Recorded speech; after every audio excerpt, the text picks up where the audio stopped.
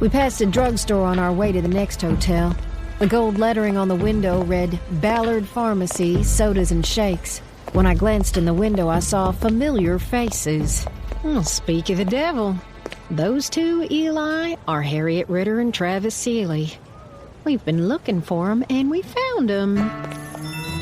They were seated in a large booth with another man whose back was to the window. Looked like the three were having a serious conversation, all hunched over and their heads together. As if Travis Seeley felt me looking at him, he stopped talking and raised his head, looking directly at me. His mouth fell open. I'd almost forgotten how different I looked in the white blouse and blue skirt with its tiny white flowers. I gave him a cheery smile and wave. Seeley nudged Harriet Ritter and jerked his head in my direction. Ritter, too, gave me a startled look. If I hadn't been so uncomfortable in the new clothes, it would have made me feel kind of smug. The third person at the table, the one with his back to me, twisted around to see what his friends were looking at. Rogelio Socorro. The suspicion I'd had after he'd vanished from the hospital? Justified. Well, well, well. We all meet again. Please introduce me. Eli, you met Rogelio yesterday when he was on his way to the hospital because he was so badly hurt.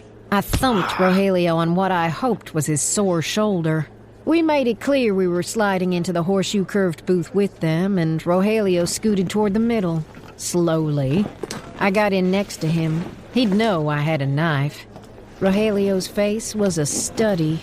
The two others from the train were not abashed in the least. I've seen your friend, Lizbeth, but we haven't officially met. Harriet Ritter tilted her blonde head as she gave Eli a little smile. Harriet Ritter, Travis Seeley. This is my husband, Eli Savarov. Prince Ilya Savarov. Some moments are just perfect. Eli gave the three a gentle smile all around before leaning in to speak to Rogelio. Mr. Socorro, we've been very worried about you. We talked to Maddie Smith, who is in some difficulty.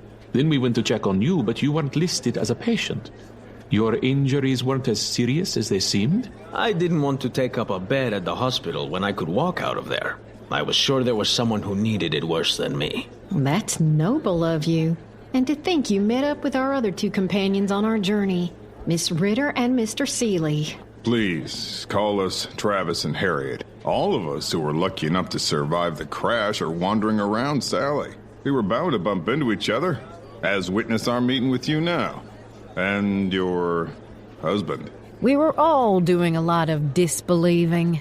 A young waitress arrived just then to ask us if we wanted to order. Eli ordered a glass of ice water and ice cream for us both. I had only had ice cream a handful of times, and I sure wanted to try it again, especially since Eli ordered chocolate flavor. The waitress brought our water immediately and bustled off to get the ice cream. I took a long and welcome swallow. We found Jake's body at one of the funeral homes yesterday. But, I thought he wasn't hurt too bad, and he had the crate to guard. While we came over to the tent to talk to you, Jake got murdered, stabbed in the throat. Rogelio was silent, his mouth slightly open. He was staring straight ahead of him. I would swear he was shocked. The crate was there, broken open, its contents missing. We figured you and Jake were holed up somewhere with your cargo. Harriet looked at me. We were going to track you down today, Lizbeth. Make a plan for delivery. And how are you involved, Miss Ritter? How are you involved, Mr. Savarov? When did you get to be part of this mission? My superior sent me to find out what was happening.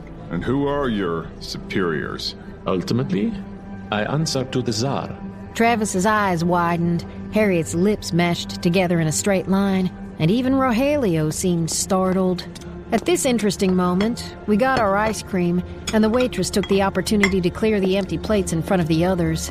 I took a bite of the ice cream.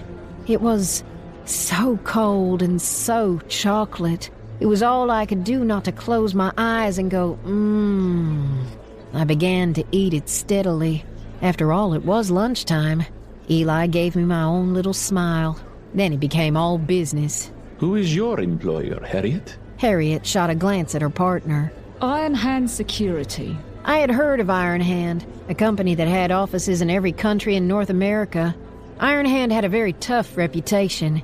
Very tough was what you wanted in a security company, which was the glorified version of a gun crew in my estimation. I had dreamed of hiring up with a security company someday. Did you send the first 2 shooters into the car to test our metal? I leaned forward to look that Harriet Ritter right in the eyes. I wouldn't send 2 men to their deaths to test how good your crew was. I wasn't sure that exactly answered my question. Why were you there in the car to watch us? Were you hired as backups? We were there on another matter entirely. Sure. I'm sorry you don't think I'm telling you the truth, but we weren't there to watch your crew. And we did try to help you out after the train wreck. And yet here you are with Rogelio, who didn't tell the truth about his painful injury.